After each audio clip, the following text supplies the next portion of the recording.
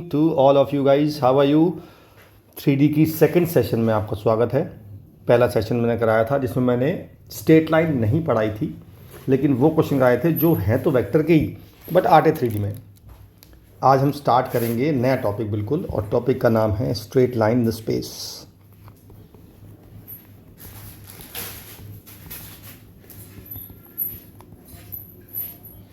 सबसे पहले तीन चीज़ें हम देखते हैं क्या क्या चीज़ होती हैं, और आपको उन तीनों चीज़ों में अंतर पता होना चाहिए।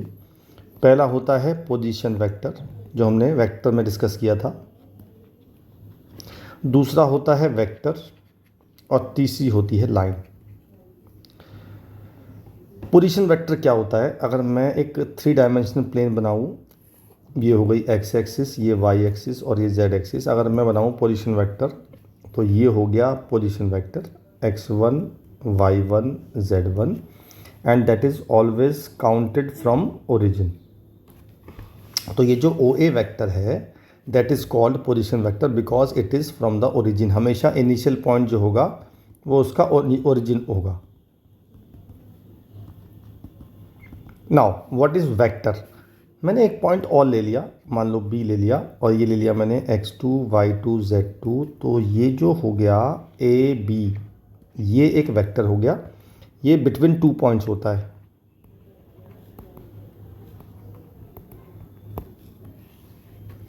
ए से बी डायरेक्शन। अब लाइन क्या होती है? लाइन होती है एक ऐसी रेखा जिसका एंड पॉइंट इधर भी नहीं है और इधर भी नहीं है, यानी कि ये इधर भी इनफाइनाइट जा रही है और इधर भी इनफाइनाइट जा रही है, तब इसे कहते हैं लाइन। तो 3 बातों में अंतर समझा हमने, पोजीशन वेक्टर, वेक्टर और लाइन। पोजीशन वेक्टर एक पॉइंट, वेक्टर एक पॉइंट से दूसरे पॉइंट तक की डायरेक्शन, और लाइन है तो डायरेक्शन ही लेकिन उसका एंड पॉइंट नहीं है कोई भी, इनफाइनाइट तक जा रही है इधर और इनफाइनाइट तक जा रही है इधर। ठीक है, तो आज हम पहला टॉपिक पढ़ेंगे इक्वेशन ऑफ लाइन।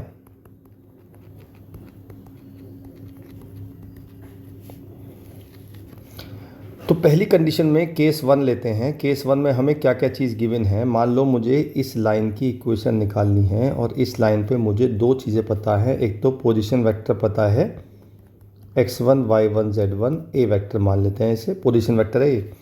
और एक वेक्टर है जो इस लाइन के बिल्कुल पैरेलल है, इसे मान लेते हैं बी वेक्टर, और इसे मान लेते हैं p i plus q j plus r k. ठीक है जी। तो अगर मुझे इस ए बी लाइन, अगर मैं इसको ए और बी बोल दूं, अगर मुझे ए बी लाइन की इक्वेशन निकालनी हो तो फॉर्मूला होता है r vector is equal to a vector plus lambda b vector. इसमें आपको जो वैल्यू पुट करनी है वो वैल्यू पुट करनी है केवल ए की और बी की, लैम्डा और आर ऐसे ही रहेंगे। ठीक है, और इस फॉर्म को बोलते हैं वेक्टर फॉर्म। अब इसी की कार्टेशियन फॉर्म होती है एक, उसमें क्या करना होता है, उसमें हमारे आर की वैल्यू, ए की वैल्यू पुट करनी होती है, ये x1 y1 z1, और b की वैल्यू पुट करनी होती है पी क्यू आर। तो वो आती है x minus x1 upon p is equal to y minus y1 upon q is equal to z minus z1 upon r. तो अगर आपसे किसी लाइन की इक्वेशन पूछी जाएगी तो आप इन दोनों में ही आंसर छोड़ेंगे कि that this is a vector form and this is a Cartesian form. ठीक है, अच्छा जी। अब ये तो मैंने आपको वेक्टर में बताया था कि जो पी क्यू आर हैं ये क्या है पता है आपको?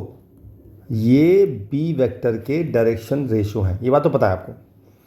पर ये बात बता दूं मैं आपको, जो डायरेक्शन रेशो बी के हैं वही डायरेक्शन रेशो हमारी लाइन के हैं, बिकॉज पैरेलल है। पैरेलल में डायरेक्शन रेशो सेम होते हैं, या मल्टीप्लाइड कर सकते हैं किसी से, कॉरस्पॉन्डिंग मल्टीप्लाई भी होती है, एक ही बात है।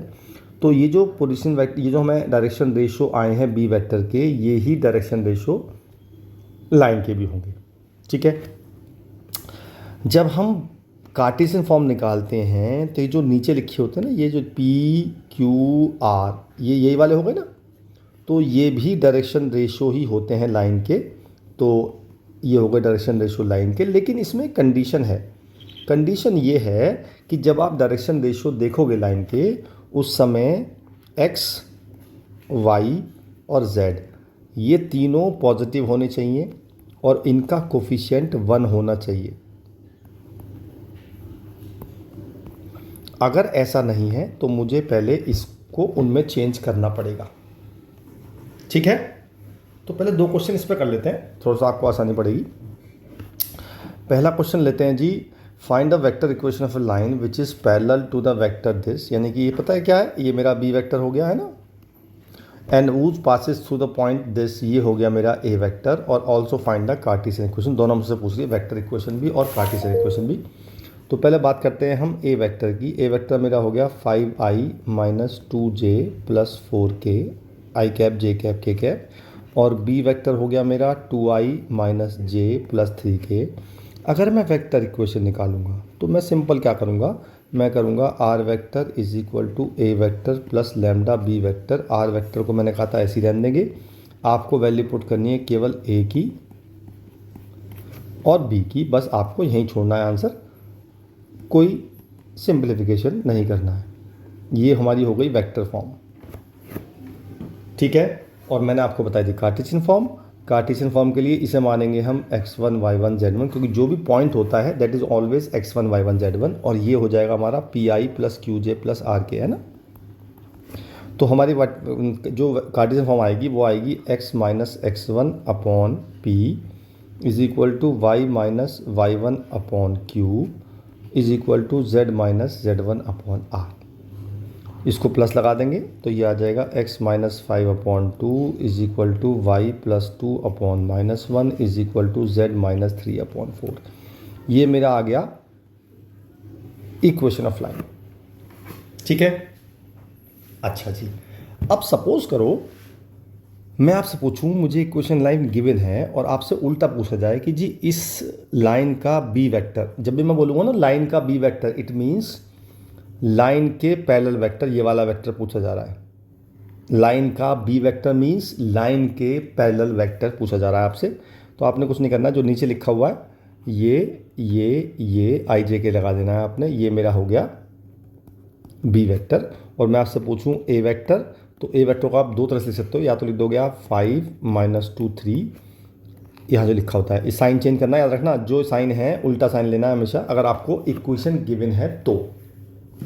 ठीक है, तो ये हो गया ए वेक्टर और ये बी वेक्टर हो गया, अगर मुझे कोई लाइन गिवन है तो। लेकिन ये बात ध्यान रखिएगा कि जब आप ऐसा चीज़ निकाल रहे हैं उस समय एक्स वाई जेड पे कुछ मल्टीप्लाई या नेगेटिव साइन नहीं होना चाहिए, अदरवाइज जो नीचे लिखे हैं these are not the direction ratios, फिर हमें डायरेक्शन रेशियो बनाने पड़ेंगे। जैसे मैं आपसे बोलूँ कि जी ये लाइन है, लिखा है the Cartesian equation of a line this, एक इक्वेशन की कार्टेशियन इक्वेशन दी हुई है, और मुझसे जो पहली बात पूछ रहा है वो ये पूछ रहा है जी फाइंड द, मतलब write these equation in standard form और direction cosine of a given line पूछ रहा है हमसे वो। तो पहले मैंने स्टैंडर्ड फॉर्म में बतानी है। तो स्टैंडर्ड फॉर्म क्या होती है, जो मैंने बताई आपको अभी भी, एक्स वाई जेड का कोफिशिएंट 1 होना चाहिए और वो पॉजिटिव होना चाहिए, बस अगर ये ऐसा है तो वो स्टैंडर्ड फॉर्म है। ठीक है, तो मैंने क्या किया, मेरे को कोफिशिएंट 1 लाना है, तो मैंने क्या किया, इस चीज़ में यहाँ 1 लिखा, तो यहाँ पे इस पूरे में मैंने ऊपर नीचे 6 से डिवाइड कर दिया, इस पूरे में मैंने 3 से डिवाइड कर दिया, और इस पूरे में मैंने 2 से डिवाइड कर दिया।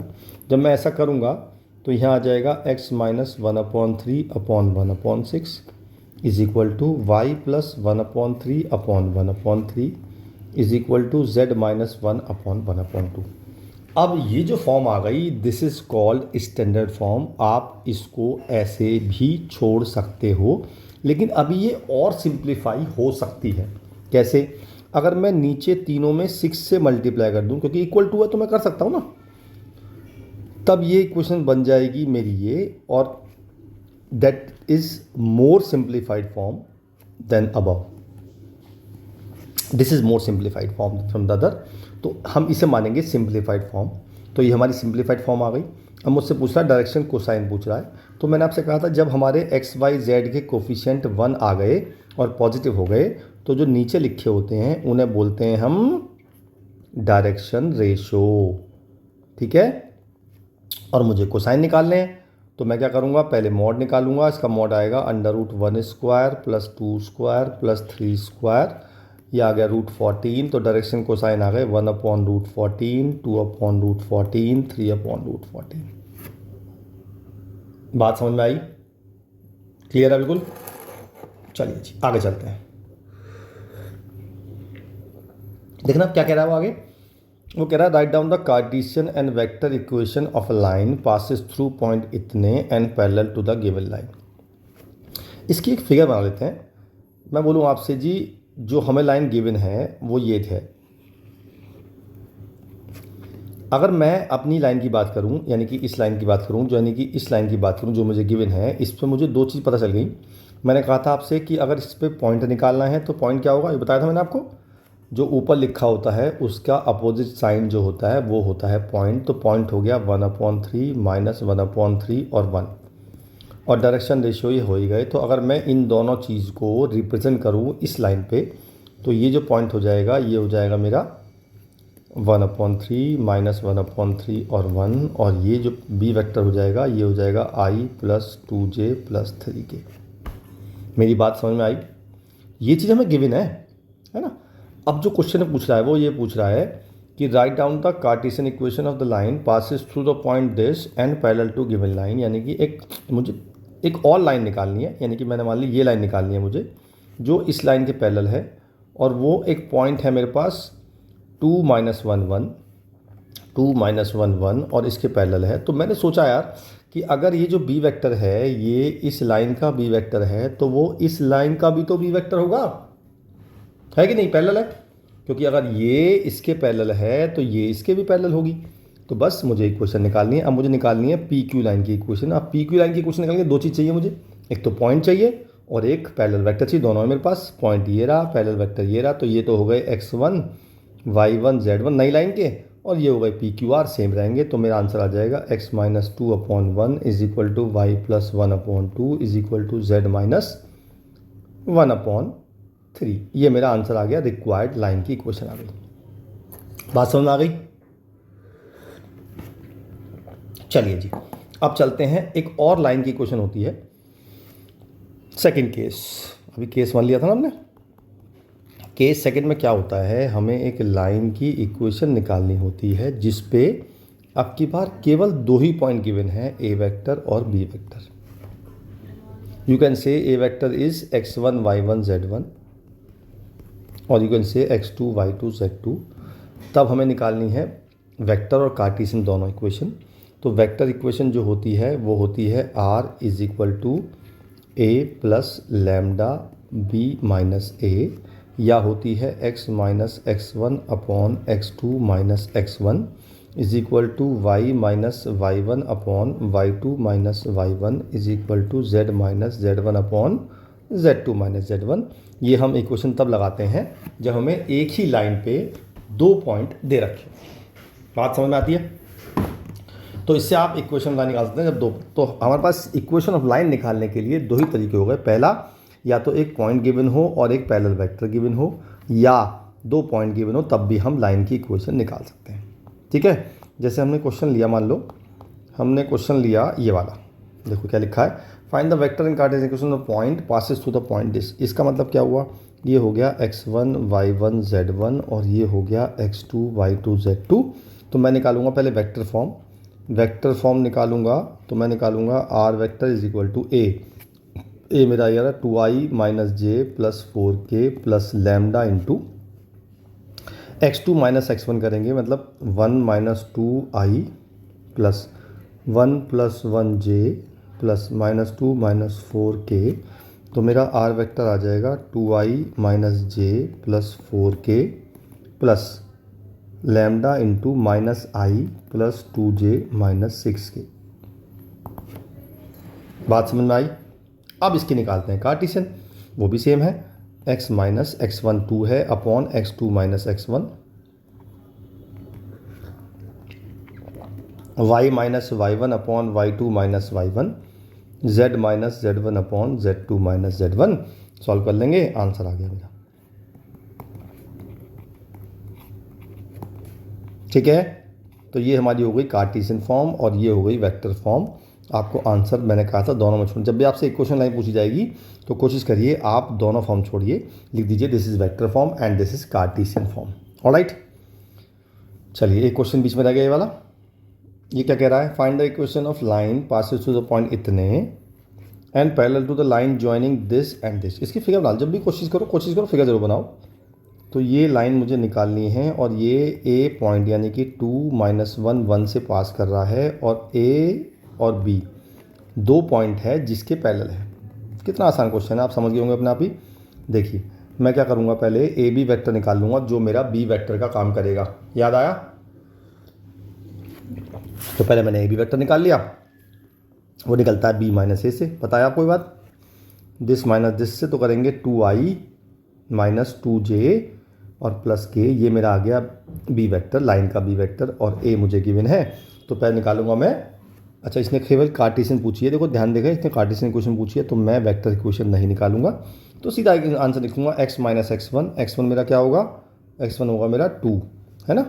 तो x - x1 अपॉन p होगा मेरा 2 is equal to y - y1 upon y2 मतलब q और z - z1 अपॉन 1। ये मेरी आ गई कार्टेशियन फॉर्म, बस आपको यहीं छोड़ना है। ऑलराइट, क्लियर है? बढ़िया, आगे चलते हैं।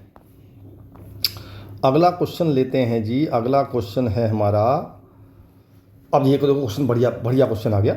लिखा है find the vector equation, vector and Cartesian दोनों पूछ रहा है हमसे। वो passes through the point this and perpendicular to this and this. मैंने दो क्वेश्चन इसलिए लिए हैं कि ये दोनों क्वेश्चन सेम है, बस इसमें तो दिए उसने कार्टेशियन फॉर्म दोनों की, इसकी भी और इसकी भी, और इसमें दिए उसने वेक्टर फॉर्म, दोनों एक ही बात है। मैं चाहूँ तो इस इक्वेशन को कार्टेशियन फॉर्म में भी लिख सकता हूँ, तो उससे कोई फर्क नहीं पड़ेगा। देखो मैं लिख दी ना, मैंने जो ए वेक्टर था 1 1 -1 वो तो लिख दिया मैंने यहाँ पे 1 1 -1, मैंने कहा था उल्टा साइन होता है। और जो बी वेक्टर है 2 - 2 1 वो मैंने लिख दिया। तो मैंने इसको कार्टेशियन फॉर्म में चेंज कर ली। तो मतलब मेरा कहने का ये है, क्वेश्चन ऐसे आए या ऐसे आए, दोनों एक ही बात है। ठीक है, चलिए जी, अब क्या कह रहा है क्वेश्चन समझते हो। क्वेश्चन कह रहा है कि मुझे वेक्टर और कार्टेशियन दोनों लाइन के क्वेश्चन चाहिए जो इस पॉइंट से पास कर रही हैं और इन दोनों लाइन के परपेंडिकुलर हैं। चलो जी, पहले फिगर बनाते हैं इसकी बढ़िया सी। मान लेते हैं ये एक लाइन है पहली वाली और ये एक लाइन है दूसरी वाली, ठीक है। और जो मुझे लाइन निकालनी है वो इन दोनों के परपेंडिकुलर है। इट मीन्स मुझे ये इक्वेशन निकालनी है। क्लियर है? अच्छा जी, अगर मैं आपसे बोलूँ कि ये जो लाइन है, ये वाली लाइन ए बी लाइन है, और ये जो लाइन है, लिख देता हूँ मैं, ए बी लाइन की इक्वेशन है, ये पी क्यू लाइन की इक्वेशन है, और मुझे जो निकालनी है उसे मान लेते हैं सी डी। ठीक है, तो पहले लाइन ए बी की लाइन बात करते हैं। ए बी लाइन में क्या क्या चीज़ पता है मुझे, आप बताओ। तो मैं अब बोलूँगा ए बी लाइन में क्या क्या पता है मुझे। एक तो ए वेक्टर और एक बी वेक्टर। अगर मैं इसको लोकेट करना चाहूँ तो कर लोगे आप? हाँ, करना चाहिए आपको। ये मैंने मान लिया ए वेक्टर ए बी लाइन पे है, और वो क्या है पता है, वो है 8 - 19 और 10। और एक वेक्टर है जो इस ए बी लाइन के पैरेलल है ऐसे, और वो है मेरा 3i - 16j + 7 के। अब ये कहाँ से है पता है ना आपको? जिसको नहीं पता है वीडियो पॉज करो, दोबारा जाओ वापस। मैंने आपसे कहा था व्हाट इज़ ए वेक्टर और what is b vector. A vector जो होता है, जो ऊपर लिखा होता है साइन चेंज करना होता है हमें, और बी वेक्टर नीचे वाला होता है, इनमें साइन चेंज करना नहीं होता है। अब बात करते हैं पी क्यू लाइन की। इस पे भी दो पॉइंट पता है मुझे। एक तो ए वेक्टर मान लेते हैं, दोबारा बोलो, 15 - 29 और 5, और एक वेक्टर इसके पैरेलल है यार, और ये वेक्टर है मेरा 3i + 8j - 5 के। अब आप सोचो, मुझे जो लाइन की इक्वेशन निकालनी है वो सी डी की निकालनी है, और सी डी के निकालने के लिए मुझे उसने पॉइंट तो दे रखा है, ये रहा 1 2 - 4, जो कि इस पॉइंट से पास कर रहा है 1 2 - 4। लेकिन मुझे अगर सी डी लाइन की क्वेश्चन निकालनी है तो मुझे दो चीज़ चाहिए, एक तो पॉइंट चाहिए और एक चाहिए पैरेलल वेक्टर, जो कि मानी कि मुझे ये वाला वेक्टर चाहिए। तो मैंने सोचा, फिर मैं गया वेक्टर के पास। वेक्टर में मैंने दो नोट लिखवाए थे, आपको याद करो, जब भी आपको दो वेक्टर को परपेंडिकुलर प्रूव करना है तो आप डॉट निकालेंगे, वो ज़ीरो आएगा। और अगर आपको दो वेक्टर के परपेंडिकुलर वेक्टर निकालना है तो आप क्या करेंगे, तो आप क्रॉस निकालेंगे। तो मैंने फिगर से देखा कि जो मुझे निकालना है वो मुझे इसके और इसके परपेंडिकुलर निकालना है, जो कि ये वेक्टर है, तो वो इन दोनों के क्रॉस से आएगा। लेट अस से this is called B1 and this is called B2। तो मैं निकालूंगा मेरी लाइन का रिक्वायर्ड बी वेक्टर, वो निकालूंगा B1 क्रॉस B2 से। ठीक है, तो निकाल लेते हैं क्रॉस। अब आपको निकालना आता है IJK 3 8 -5 और एक हो गया 3 -16 7। तो बी वेक्टर मेरा आ जाएगा, पहले आई से करते हैं, तो 56 -80 माइनस जे से करते हैं 21 + 15 प्लस के से करते हैं -48 -24। तो ये आ गया मेरा -24 और इसे ऐड करेंगे तो -36 प्लस के 36 और जिसे करेंगे तो -48 64 नहीं कितना आ गया 72। तो ये मेरा आ गया बी वेक्टर, राइट। अब तो मेरा काम हो गया, मुझे ए वेक्टर पता है और बी वेक्टर पता है, तो इक्वेशन निकालूंगा x - x1, पहले कार्टेशियन निकाल रहा हूँ मैं, x - x1 upon p is equal to y - y1 upon q is equal to z - z1 upon r।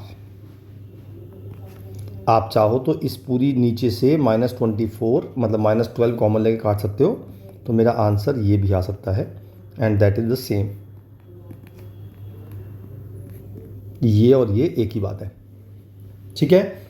और साथ साथ हम वेक्टर फॉर्म में लिख देते हैं। वेक्टर फॉर्म में कुछ नहीं करना है आपने, r = a + λb, तो a हो गया इसमें i + 2j - 4k plus lambda into 2i + 3j + 6k।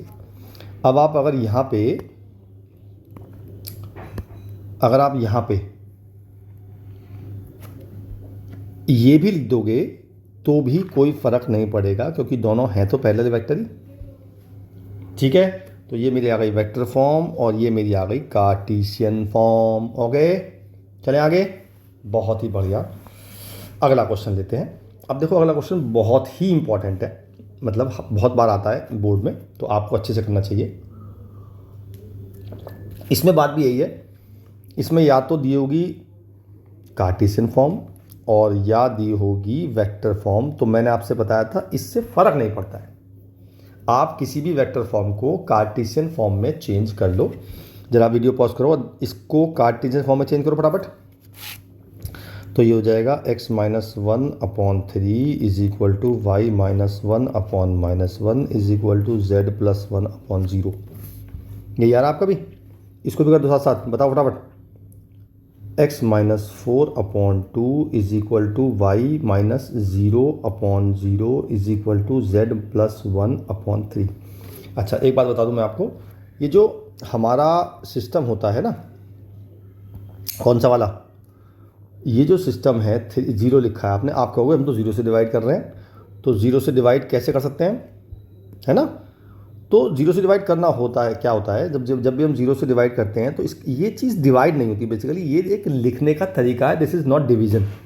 सो ये मैं सोचूं कि यहाँ पर हम 0 से डिवाइड करें तो ये इन्फिनिटी बन गया, ऐसा नहीं है, this is a only method of writing. Okay जी, अब क्वेश्चन चलते हैं वापस। हमने ये बता दिया आपको कि अगर आपको ऐसे दिया हो या ऐसे दिया हो तो उससे कोई फ़र्क नहीं पड़ेगा, एक ही बात है। अब क्वेश्चन चलते हैं। क्वेश्चन कह रहा है show that these lines intersect, find their point of intersection. ठीक है जी, तो मैंने माना कि जी यार एक लाइन तो मैंने ले ली ये वाली, एक लाइन मैंने ये ले ली ये वाली, ठीक है जी। ए बी लाइन ले ली मैंने ये वाली, और सी डी लाइन ले ली मैंने ये वाली, और एक पी पॉइंट ले लिया। मैंने मान लिया कि यार, मैंने मान लिया कि ये पॉइंट इंटरसेक्ट करते हैं, मतलब ये लाइंस इंटरसेक्ट करती हैं। तो एक नई चीज़ सिखा रहा हूँ। अगर आपके पास इक्वेशन है x+1/3 is equal to y+3/5 is equal to z+5/7। एक नई चीज़ सिखा रहा हूँ मैं। जब भी आपको किसी भी लाइन पे एक पॉइंट सपोज करना है, मान लो आप मानना चाह रहे हो कि यार इस लाइन पे जो ए बी लाइन है, मैं चाहता हूँ उस पॉइंट पे एक पॉइंट मान लूँ और उसमें वेरिएबल कम से कम आए, तो आप कहोगे मैं तो मान लूँगा XYZ मान लूँगा या PQR मान लूँगा।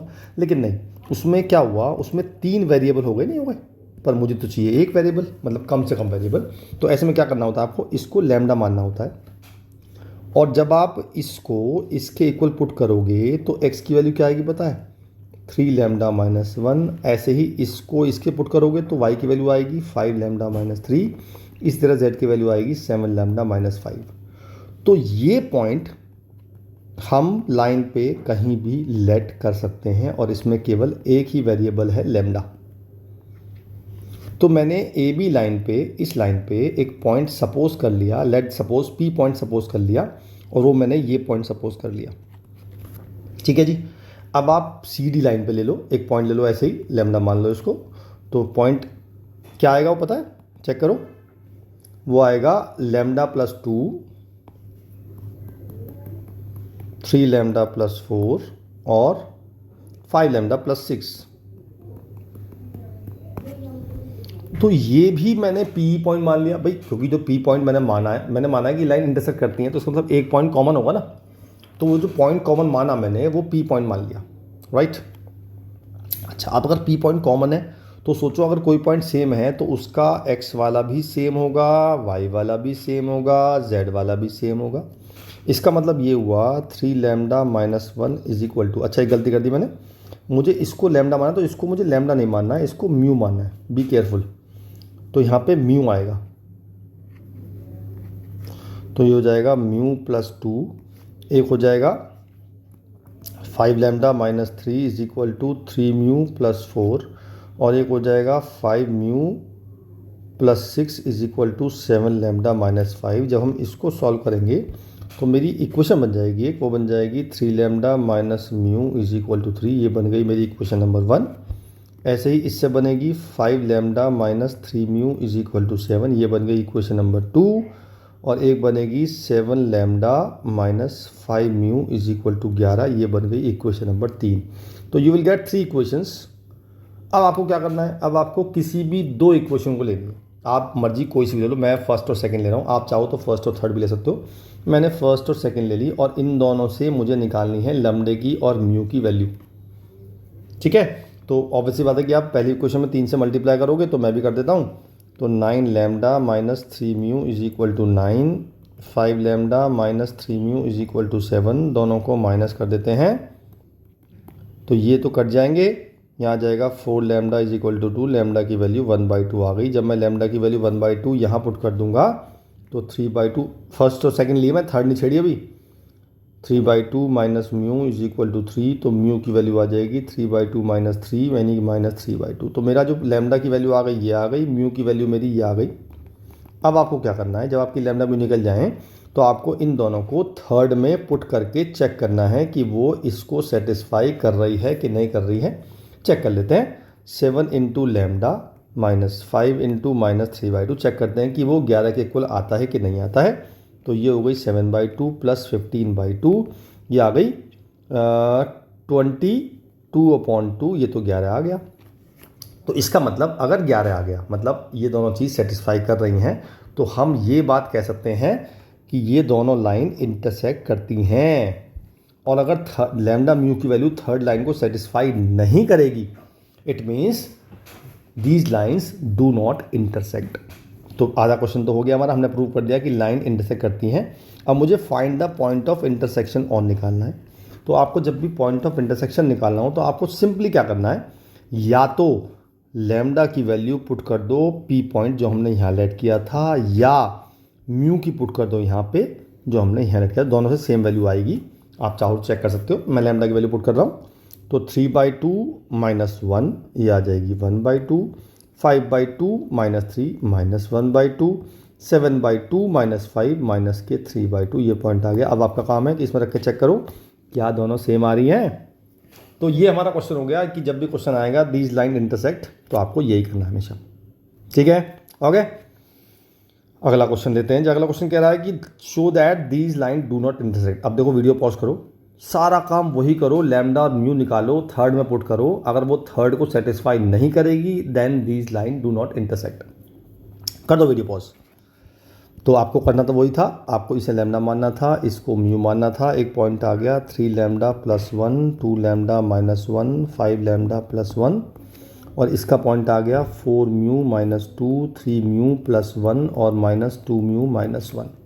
ऑलराइट, तो आपने क्या करना है, वही इक्वल पुट करना है, एक्स वाले को एक्स वाले के, यानी 3 lambda plus 1 is equal to 4 mu minus 2, 2 lambda minus 1 is equal to 3 mu plus 1 और 5 lambda plus 1 is equal to minus 2 mu minus 1। इससे इक्वेशन आएगी, वो आ जाएगी 3 lambda minus 4 mu is equal to minus 3। ये बन गई पहली। चेक करते रहो अपनी इक्वेशन सेम बनी थी आपकी, 3 म्यू इज इक्वल टू 2, ये बन गई दूसरी। और तीसरी बनी थी 5 lambda plus 2 mu is equal to minus 2, ये बन गई तीसरी। अब आपको कोई सी दो ले लेनी है, मैंने ये दोनों ले ली। आप चाहो तो फर्स्ट थर्ड लो, मुझे कोई दिक्कत नहीं है। जब मैंने ली तो मैंने पहली इक्वेशन में मल्टीप्लाई करनी पड़ेगी मुझे 2 से, इसमें करनी पड़ेगी 3 से, तो 6 lambda minus 8 mu is equal to minus 6 और 6 lambda minus 9 mu is equal to 6। दोनों को माइनस कर देते हैं तो ये कट जाएगा, म्यू की वैल्यू आ जाएगी माइनस के 12। जब मैंने म्यू की वैल्यू पुट कर दी इस वाली इक्वेशन में तो 3 lambda plus 48 is equal to minus 3, 3 lambda is equal to minus 51, lambda की वैल्यू आ गई माइनस 17। तो लैम्डा आ गया, म्यू आ गया। अब मैं इसे थर्ड में पुट करके चेक करूंगा, यानी कि इसमें पुट करके चेक करूंगा तो 5 into minus 17 plus 2 into minus 12। Check करते हैं माइनस 2 आएगा नहीं आएगा। भाई मेरा तो नहीं आ रहा, तो ये मेरा कुछ आ रहा है, ऐसे ही मेरा आ रहा है माइनस के 109, तो जो कि माइनस 2 के इक्वल नहीं होता। It means they are not intersecting. Okay, clear है। तो जब आपको इंटरसेक्ट करना हो तो ये करना है, इंटरसेक्ट नहीं करना है तो इक्वल नहीं आएगी। अगला क्वेश्चन लेते हैं जी। अगला क्वेश्चन है find the points on the line this eight A distance 5 units from the point this. क्या कह रहा है हमसे वो ये कह रहा है कि एक लाइन है, फिगर जरूर बनाया करो, मुझे मतलब फिगर से ना क्वेश्चन क्लियर हो जाता है। ये ए बी लाइन ले ली मैंने और इसकी क्वेश्चन ये मान ली मैंने, और मुझे एक पॉइंट ये दिया हुआ है 1,3,3 और मुझे इस लाइन पे एक पॉइंट निकालना है, मतलब ये पॉइंट निकालना है जो ये डिस्टेंस 5 यूनिट है। ठीक है जी। तो आपको क्या करना है, आपने इस पॉइंट को P मान लेना है और P आपको लेट करना है। तो लेट करने के लिए आपको वही करना पड़ेगा, लैम्डा मानना पड़ेगा। तो पॉइंट आ जाएगा 3 लैम्डा माइनस 2, 2 लैम्डा माइनस 1 और 2 लैम्डा प्लस 3। ये मैंने पॉइंट लेट कर लिया। अब मैं क्या करूँगा, अब मैं ये करूँगा कि इस पॉइंट P की डिस्टेंस निकालूंगा इससे और इक्वल टू 5 रख दूंगा, तो उससे लैम्डा की वैल्यू आ जाएगी।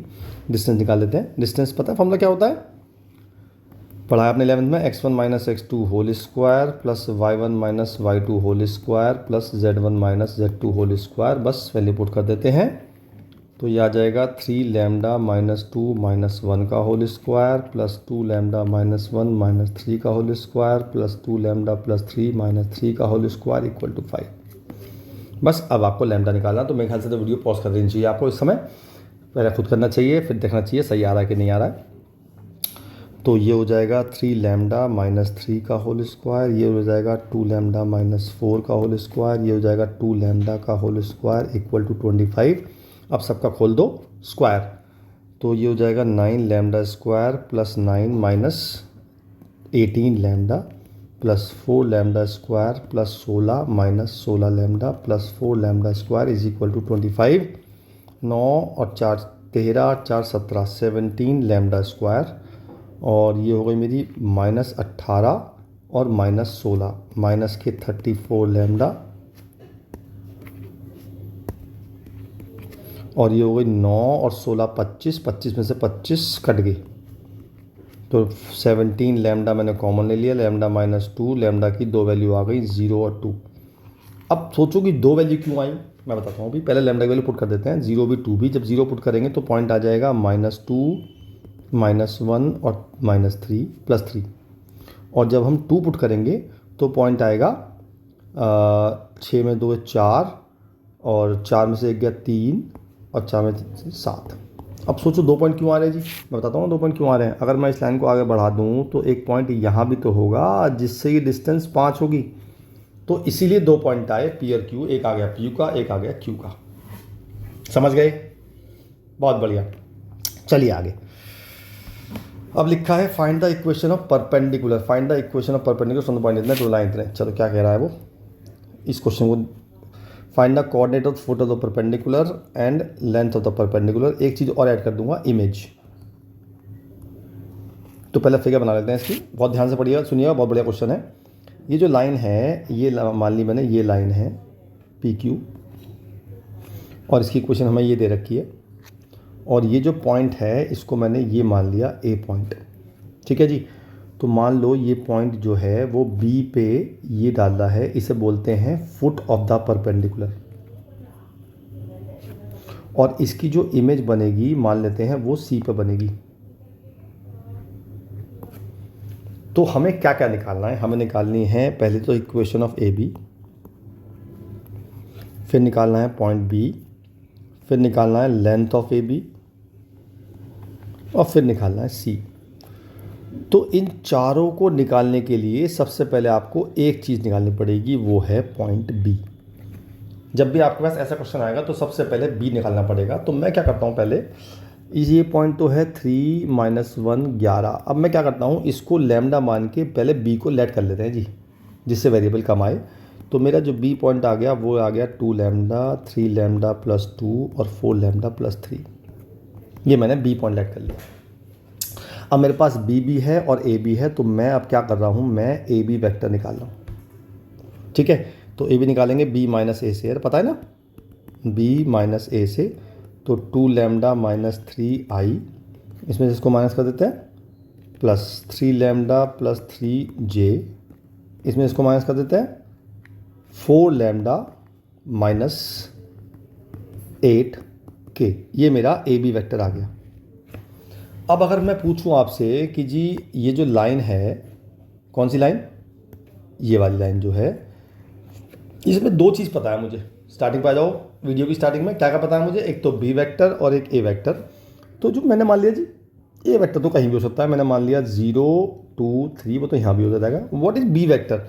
बी वेक्टर होगा जो लाइन के पैरेलल है, वो होगा 2i plus 3j plus 4k, होगा जी, होगा। अब इमेजिन करो कि जो आपका ए बी वेक्टर आया है वो इसकी डायरेक्शन ये है, और जो आपका बी वेक्टर आया है उसकी डायरेक्शन ये है, दोनों आपस में क्या हैं, परपेंडिकुलर। तो अगर 2 वेक्टर यानी कि ये वेक्टर और ये वेक्टर अगर परपेंडिकुलर हैं तो उनका डॉट 0 होगा। इसका मतलब ए बी वेक्टर का डॉट बी से 0 होगा। तो पुट कर देते हैं, इसका इससे डॉट कर लेते हैं, 2 × 2 lambda minus 3 plus 3 × 3 lambda plus 3 plus 4 × 4 lambda plus 8 equal to 0। ये आ गया 4 lambda minus 6 plus 9 lambda plus 9 plus 16 lambda plus 32 equal to 0। तो ये आ गया 4 9 4 13 13 और 16 29 लैम्डा 6 9 प्लस के 3 और प्लस 3 कर देंगे, इसमें कितना आ जाएगा, ये आ जाएगा 35। कुछ गड़बड़ तो नहीं करी हमने, क्योंकि 29 आना मतलब थोड़ा सिंप्लीफाई आना चाहिए, एक बार चेक कर लेते हैं। हमारा लैम्डा क्या आएगा, 2 लैम्डा 3 लैम्डा प्लस 2 और 4 लैम्डा प्लस 3, तो ठीक है हमारा। अब माइनस कर लेते हैं, 2 लैम्डा माइनस 3, इसमें से इसको माइनस करेंगे तो प्लस 3 आएगा, बिल्कुल जेन्युइन है, और ये करेंगे तो माइनस के 8 आएगा, बिल्कुल ठीक है। 3 - 11 8 होते हैं, बिल्कुल सही है। अब डॉट कर लेते हैं, हमारा बी वेक्टर आया 2 3 4, तो 2 3 4 2 लैम्डा माइनस 3 3 लैम्डा प्लस 3 4, ओ हो देखो यहाँ माइनस है ना, मिस्टेक कर गए ना, यहाँ प्लस नहीं है यहाँ माइनस है, तो यहाँ माइनस आएगा। तो ये हो जाएगा जी माइनस के 29 इज इक्वल टू 0, लैम्डा की वैल्यू 1 आ गई। जब मैंने लैम्डा की वैल्यू पुट कर दी, कहाँ, इसमें बी में, कौन सा बी, ये वाला बी जो है हमने निकाला था, बी वेक्टर में लेट किया था हमने, हम इसमें लैम्डा की वैल्यू पुट कर देंगे तो मेरा पहला आंसर आ जाएगा, बी आ जाएगा, लैम्डा की वैल्यू 1 2 5 और 7। मेरा पहला आंसर आ गया, बी पॉइंट आ गया। यानी कि मेरा फुट ऑफ द परपेंडिकुलर आ गया। ठीक है जी। अब इसकी फिगर दोबारा बना लेते हैं जी। हमने फिगर दोबारा बनाते हैं। तो फिगर हमारा तो ये था कि ये पी क्यू लाइन थी, ए मुझे दिया था 3 - 1 11, ये ए, और बी पॉइंट मेरा आ गया, कितना आया भाई 257, ये बी पॉइंट आ गया और मुझे सी पॉइंट निकालना है। तो पहले मुझे ए बी लाइन की इक्वेशन निकालनी है। तो 2 पॉइंट से इक्वेशन सीधा आती है ना, x - x1, मैं इसे मान लेता हूँ x1 y1 z1 और इसे मान लेता हूँ x2 y2 z2। तो x - x1 upon x2 - x1 is equal to y - y1 is equal to y2 - y1 is equal to z minus कितना आया था 7 अपॉन z2 - z1। तो मेरा आंसर आ गया x - 2 upon 1 is equal to y - 5 upon -6 is equal to z - 7 upon 4। ये मेरी आ गई इक्वेशन ऑफ ए बी। 2 काम हो गए। तीसरा काम, मुझे लेंथ निकालनी है। तो लेंथ का तो सीधा फॉर्मूला यार x1 - x2 तो लिखवाया था मैंने आपको।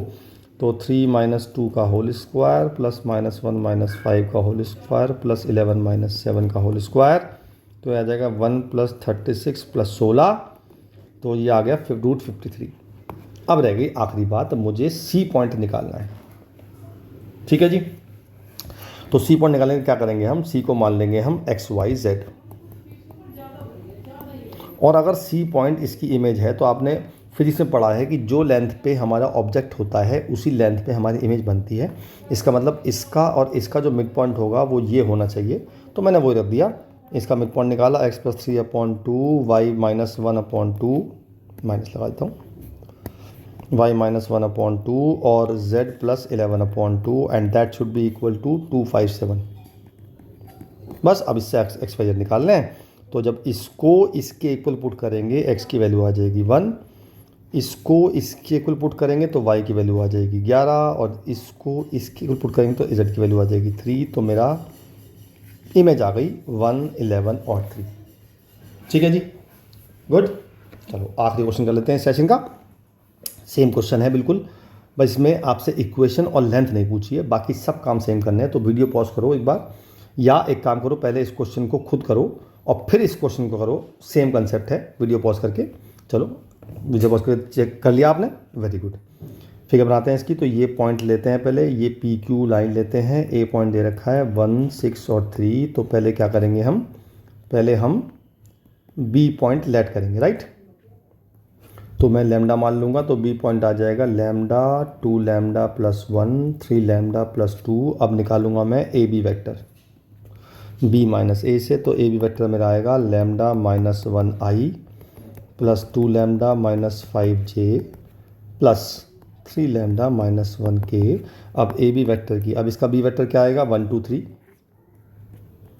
i + 2j + 3k। तो हम फिर वही करेंगे, ए बी वैक्टर का बी वैक्टर से डॉट 0 रख देंगे। तो A B dot B is equal to 0। तो वो आ जाएगा lambda -1 + 2 × 2 lambda -5 + 3 lambda -1 equal to 0। तो लैम्डा 4 5 5 9 5 14 लैम्डा -1 -10 और -3, ये भी 1 आ गया। लैम्डा की वैल्यू इससे ही 1 आ रही है, लैम्डा की वैल्यू 1 पुट कर देंगे यहाँ पे। तो मेरा बी पॉइंट आ जाएगा। तो मेरा बी पॉइंट आ गया 1, 3, 5। अब मुझे सी पॉइंट निकालना, तो मैं वही करूँगा, XYZ मानूंगा और इन दोनों का मिड पॉइंट यानी कि x + 1/2 y + 6/2 z + 3/2 equal to put कर दूंगा 1 3 5 के।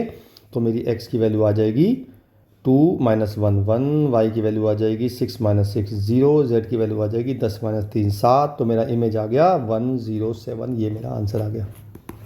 ठीक है जी। तो आपको करना क्या है, अब मैं ऐसा करता हूँ, इस वीडियो की डिस्क्रिप्शन में अगर आपके पास RS अग्रवाल है तो मोस्ट वेलकम। RS की आपको पहली एक्सरसाइज करनी है स्ट्रेट लाइन की। ठीक है। RS में 2 तरह के हैं। अगर पुरानी RS है आपके पास तो उसमें पहले एग्जाम्पल्स दिए होंगे जो मैंने पिछले सेशन में कराए थे। नई वाली में, पुराने वाले में सीधी पहली एक्सरसाइज है, तो वो आपको इससे करनी है। और अगर नई किताब है तो उसमें पहले एग्जाम्पल दिए होंगे जो मैंने पहले सेशन में कराए थे आपको। और आप चाहो तो मैं इस वीडियो के डिस्क्रिप्शन में RS के ऐसा मतलब PDF का लिंक भेज देता हूँ आपको। That will be very helpful. Okay, फिर मिलता हूँ स्ट्रेट लाइन के अगले टॉपिक में। तब तक के लिए बाय बाय।